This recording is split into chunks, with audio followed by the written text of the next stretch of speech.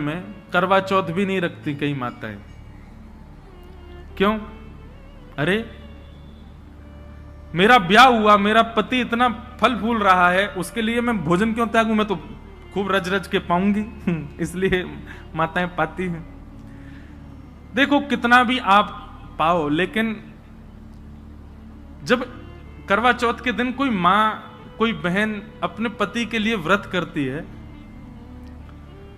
तो एक दिन के लिए किया गया व्रत वो शोभनीय लगता, सुंदर लगता, उसमें कोई पीड़ा नहीं, सबको अच्छा लगता। बल्कि माताएं सौभाग्य मानती हैं कि हम व्रत करें। और आजकल तो भाई लोग भी करते हैं पत्नी के लिए।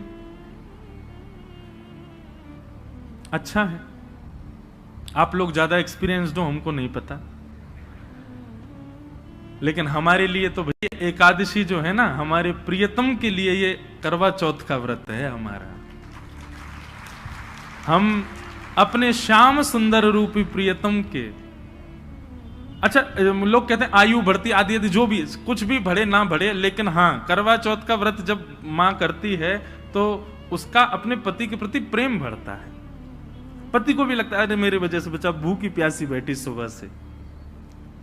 भाई सेक्रीफाइस जो होता है ना, ये प्रेम में बहुत आवश्यक है।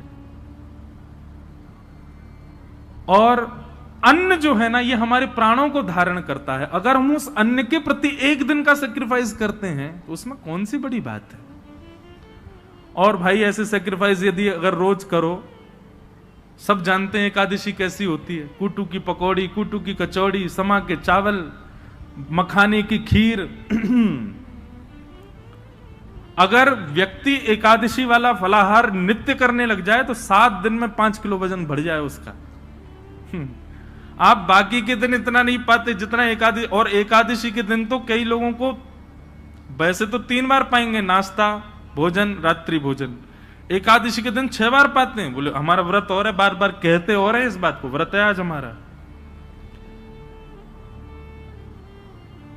सब बातों की बात एकादशी करनी चाहिए। और उसके पीछे भाव क्या है? हम अपने प्रियतम के लिए, बस हमारा भक्ति में प्रेम बढ़े, हमारी प्रेम लक्षणा भक्ति बढ़े, हमको वो और प्रिय लगे, उसके लिए हम व्रत कर रहे हैं। अन्न जल का त्याग करके, फलाहारी होकर के व्रत कर रहे हैं। पर हम एक बात आपसे निवेदन करें, एकादशी में कुछ चीजें और मिलाइए।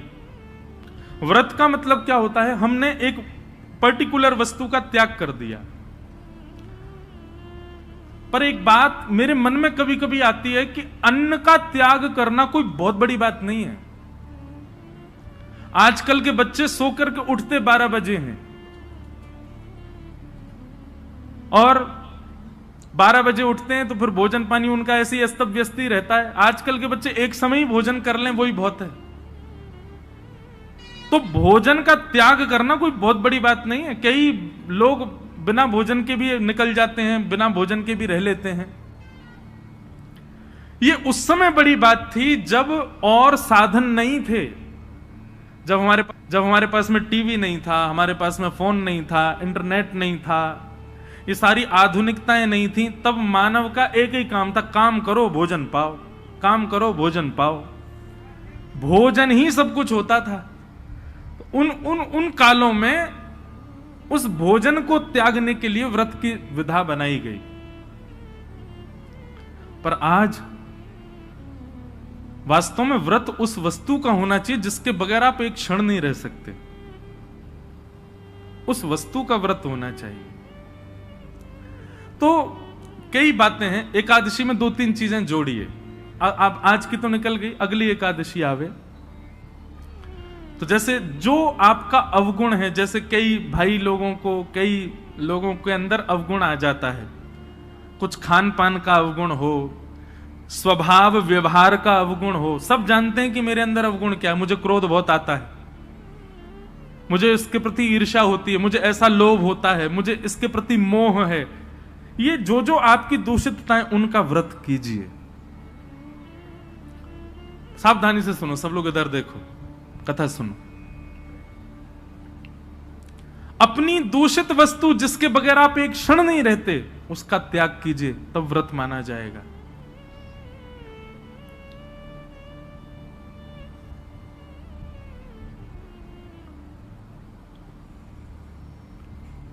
निकालिए, लिस्ट बनाइए, ऐसे कौन कौन सी वस्तुएं हैं जिनके बगैर आप एक क्षण नहीं रह पाते। संसारी वस्तु, उसका व्रत कीजिए, एक दिन व्रत कीजिए। अगली एकादशी पर नियम बनाओ। सबसे ज्यादा तो फोन ही है भैया, उसके बिना ही नहीं रह पाते हम। अगली एकादशी प्रयास करके देखो। हम अपने ऊपर इसलिए लागू नहीं कर सकते, हम तो सफर में रहते हैं, इधर उधर आना जाना लगा रहता है, तो कुछ ना कुछ काम रहते हैं, तो इसलिए हम वो तो नहीं करते। फिर एकादशियों पर इंद्रियों की एकादशी करो, जैसे नेत्रों की एकादशी। नेत्रों की एकादशी मतलब आज नेत्रों से केवल और केवल ठाकुर जी और ठाकुर जी के भक्तों का दर्शन करेंगे। ठाकुर जी का दर्शन और ठाकुर जी के भक्तों का दर्शन। तो एकादशी के दिन बस लगे हैं, अब नहीं जा सकते वृंदावन तो फोन पे ही दर्शन करो। राधा वल्लभ जी, राधा रमन जी, श्री वृंदावन बिहारी लाल जी, गोविंद देव जी, गोपीनाथ जी, द्वारिकाधीश जी, बद्रीनाथ जी, सुबह से लगे दर्शन करने में। और वैष्णवों का दर्शन करो, चुन करके निकाल के अपनी बाइक गाड़ी जाओ, संतों के यहां जाओ, वैष्णवों के यहां जाओ, जाकर के उनको प्रणाम करो। एकादशी ऐसे व्यतीत करो। नेत्रों की एकादशी, कानों की एकादशी। क्या आज इन कानों से केवल भगवत चर्चा सुनेंगे, सूर्योदय से लेकर के सूर्यास्त तक और कुछ करना ही नहीं है, कीर्तन और भजन, केवल भगवत चर्चा ही श्रवण करनी है। कानों की एकादशी। मुख की एकादशी दो प्रकार से हो सकती है, या तो मौन रहो या फिर केवल और केवल भगवान नाम ही कहो, और कुछ बोलना ही नहीं है, केवल भगवान नाम। मुख की एकादशी। हाथों की एकादशी कैसे निकालो, सवेरे निकल जाओ 6 बजे महाराज, मंदिर जो हैं आपके क्षेत्र में सबकी सफाई करना, सब जगह जाकर के स्वच्छता करना, सबके ठाकुरों की सेवा करना, हाथों से सेवा। पैरों की एकादशी, प्रदक्षिणा करो, परिक्रमा, गैया की परिक्रमा, माता पिता की परिक्रमा, मंदिरों की परिक्रमा। ऐसे भैया अपने तन से एकादशी करो, केवल अन्न छोड़ने मात्र से काम। ये आगे की विधा है, पहले अन्न से ही शुरू कर लो, पर शुरू करो। ये 3 निष्ठाओं का यदि आपने पालन कर लिया तो दावे से कह रहे हैं अंतिम श्वास से पूर्व ही ठाकुर जी का निश्चित दर्शन होगा, निश्चित ठाकुर जी अनुग्रह करेंगे। और भाई प्रयत्न तो करने पड़ेंगे, बिना प्रयत्न के ठाकुर जी तो नहीं मिल रहे। हम इतने बड़े भक्त तो है नहीं कि ठाकुर जी बेचारे हो कहे कछु ना करे, याद में ले आओ याते। कछु तो करो, ऐसा तो कछु जीवन में लाओ जैसे लाल जी आप सो प्रसन्न हो, आवे आपके समीप। और एक बात मैं आपसे कहूं, पाव भाजी खा लो बाहर किसी ढकेल पर, 20 रुपए का मिल जाएगा। वही पाव भाजी 5 स्टार होटल में खाओ 500 रुपए का। क्यों? प्रस्तुतिकरण में भेद है। ऑफरिंग, वो ऑफर करने का नतीजा है कि वहां महंगा है, यहां सस्ता है। ठीक वैसी भक्ति भी है। एक लोटा जल लिए, उसी में तुलसी डाल दी, उसी में चावल डाल दी, उसी में रोली डाल दी, उसी में चीनी डाल दी, उसी में सब डाल दी, जा गए शंकर जी पर चढ़ा के और नियम करके त्रिपुंड लगा के बेलपत्र चढ़ा के सिर पे लेके आ गए। एक तो ये ऑफरिंग है और एक दूसरी ऑफरिंग है, सारी सामग्री बढ़िया सुंदर सजा करके लेकर के गए, एक एक करके एक एक सामग्री शंकर जी पर चढ़ा रहे हैं, सुंदर कोमल हाथों से शंकर जी के सुंदर अभिषेक कर रहे हैं, और उसके बाद में सुंदर इत्र लगा करके त्रिपुंड लगा करके प्रणाम करके खूब देर रज रज के भाव से करके आ रहे हैं। दोनों में अंतर है कि नहीं? भक्ति में प्रस्तुतिकरण देखिए, आप कैसे प्रस्तुत कर रहे हो।